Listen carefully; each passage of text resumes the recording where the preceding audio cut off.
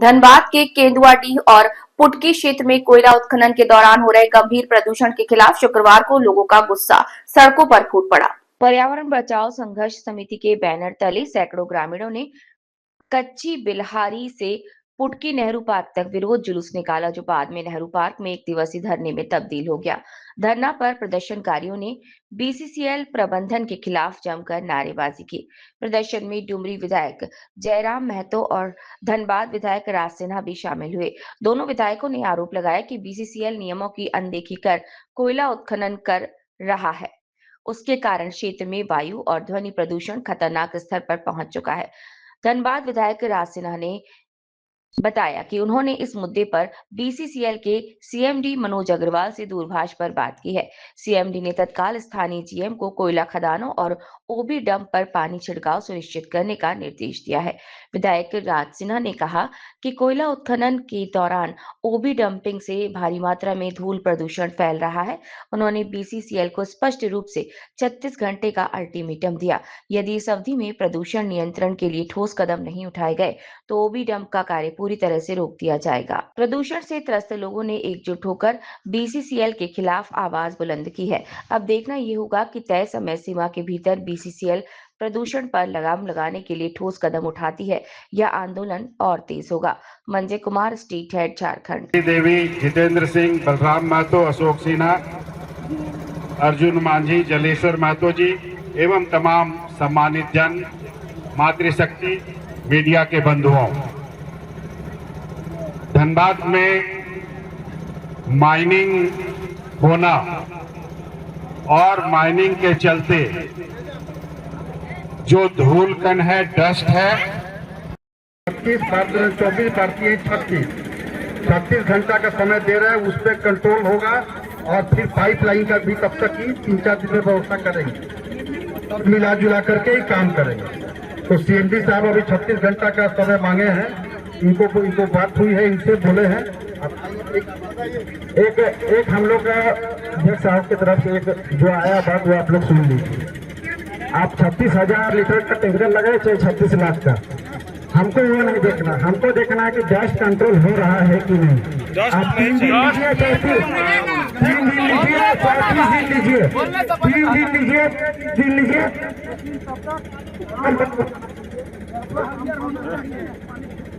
और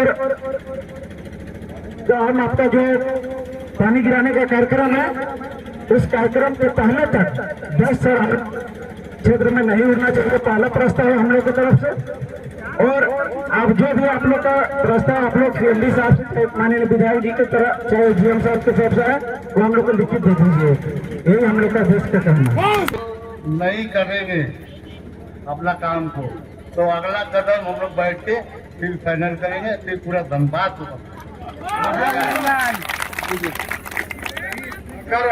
अगर नहीं कंट्रोल होगा तो हम लोग कहीं बाहर थोड़ी ना है, नहीं बाहर है ना हम लोग है। विधायक जी या जो सरकार है ना, जो है ना, ये आपको 2 बार कार्यक्रम में धरना का कार्यक्रम था। ये जो ओबी डस्ट जो डंपिंग हो रहा है उसको लेकर के, इसके लिए हमको पहले भी लोग बोले थे, और जिस समय चीफ सेक्रेटरी आए थे उस दिन में भी सीएमडी के सामने ही लोगों ने आवाज उठाया था।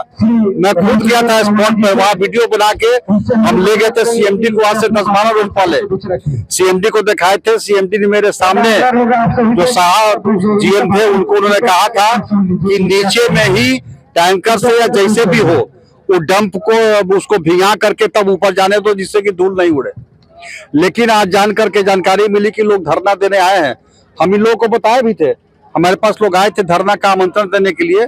मैंने कहा था कि ऐसे ऐसे बात हुई है वहां पर, यहाँ तक कि हम जो ओबी जो चलाते हैं उनसे भी बात किए थे। उन्होंने कहा था कि भैया हम लोग टैंकर से पानी गिराना शुरू कर दिया नीचे में, तो हमको लगा कि वो हो गया होगा।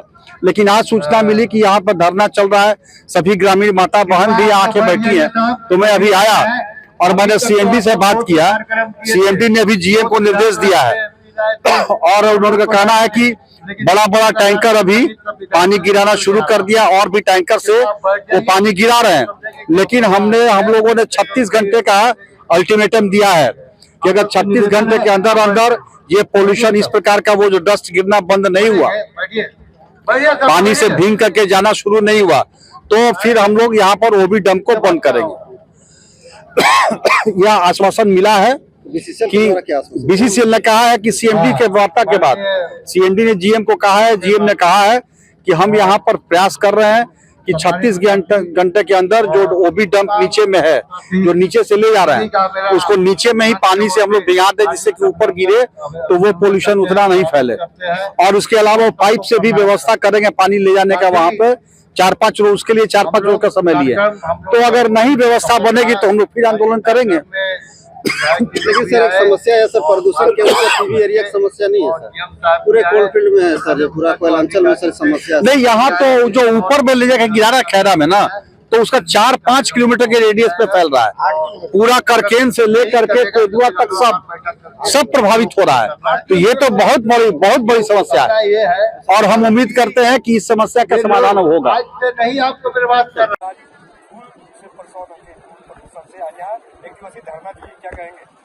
जी बहुत ही चिंता का विषय है कि आज बीसीसीएल प्रबंधन नियमों को ताक में ना रख के नियमों की धज्जियां उड़ाते हुए यहाँ पर खनन का कार्य हो रहा है, जो कि मानव जीवन के लिए बहुत ही नुकसानदायक होने वाला है। पर्यावरण संरक्षण अधिनियम 1986 स्पष्ट कहती है कि आप अगर खनन का कार्य करते हैं तो उसके लिए आपको कई मानकों का अनुपालन करना होगा।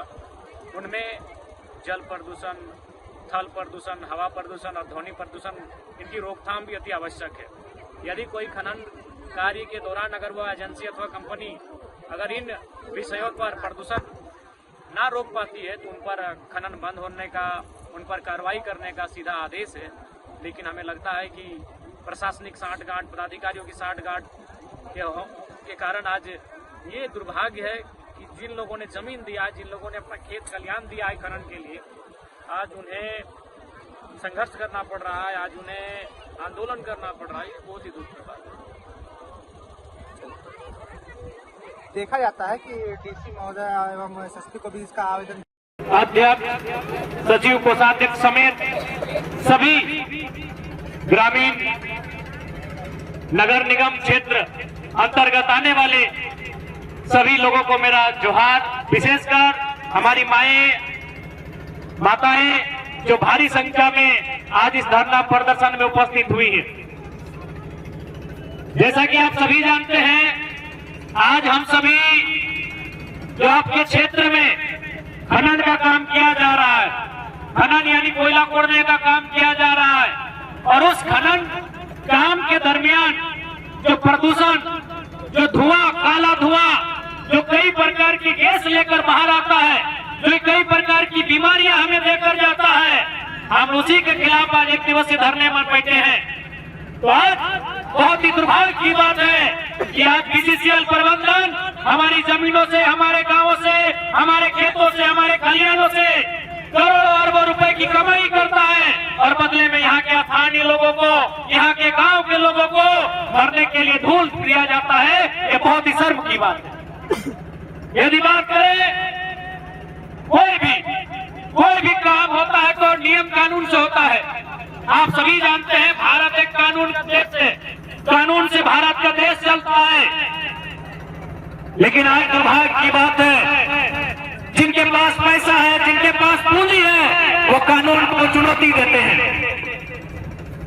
पर्यावरण संरक्षण अधिनियम 1986 साफ कहती है कि यदि कोई खनन का काम होता है, यदि कोयले का काम यदि व्यवहार तो जल, थल, वायु, ध्वनि प्रदूषण नहीं फैलना चाहिए। यदि जल प्रदूषण होता है, थल यानी मिट्टी प्रदूषित होती है, हवा प्रदूषित होती है, तो कंपनी को, यहाँ तक कि उस कंपनी को बंद करने का निर्देश है। उस काम में शामिल लोगों को जेल खटने तक का नियम है। लेकिन वही जिनके पास पैसा है, जिनके पास पूंजी है, उनके लिए कानून कुछ नहीं है। उनके लिए कानून उस जाल की तरह है जिसे बड़ा मछली निकल जाता है और छोटा मछली फंसता है। ये बहुत ही दुख की बात है, लेकिन कोई बात नहीं। ये कोयला लगातार लेटर पे लेटर दिया गया कि इस चीज़ को रोका जाए, जो धूल कण उड़ रहे हैं, लेकिन अभी तक कोई उस तरह सुनवाई नहीं हुआ। उसके लिए हम लोग फिर लेटर दे करके ग्रामीण जितना है एक दिवसीय धरना का हम लोग आज यहाँ धरना दिए। धरना का माध्यम से एजेंट साहब आए, जीएम साहब आए, और यहाँ के जो जनप्रतिनिधि मतलब सांसद विधायक भी आए और आपका डुमरी का विधायक आए और हम लोग को उन लोग से भी आश्वासन मिला कि जब तक आप लोग का ग्रामीण, जब तक आप लोग का निर्णय नहीं होगा, जब तक आप लोग अगर इस चीज़ से आप लोग का समाधान नहीं हो, तब तक हम लोग आपको साथ देंगे।